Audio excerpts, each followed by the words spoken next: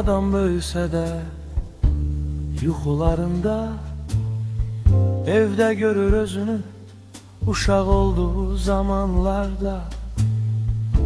Hamı oradadır, qohumlarsa tez-tez qonaq gəlir gedir. Doğma insanlarda 90'ların sonu 2000'lerin əvvəli. Dünyanın düz vaxtı ondaydı yəqin. Sakit zamanlar müharibəsiz, dolanışıq çətin, amma həyat mənalı. İndi cahan döyüşür üçüncü dəfə. Şimalda ayı öz qardaşını döyür. Cənubda lovğa şiri çaqqallar parçalayır. Qızılın qiyməti qızıl qiymətində. O dövrün çətinlikləri izlər qoyardı ruhumuzda.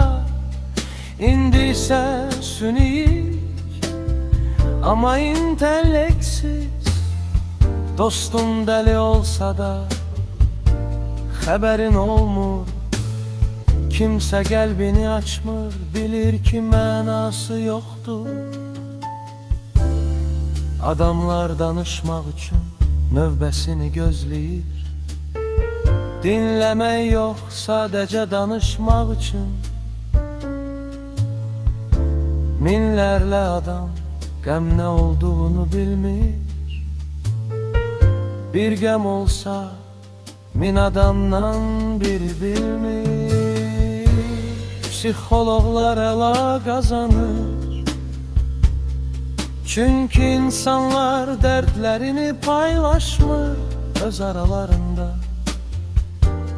Soyuyub uzaqlaşırıq özümüzdən, bir-birimizdən. İndidən baxanda qağışlayırsan doğmaları, çünki hər kəs bu həyatı birinci dəfə yaşayır.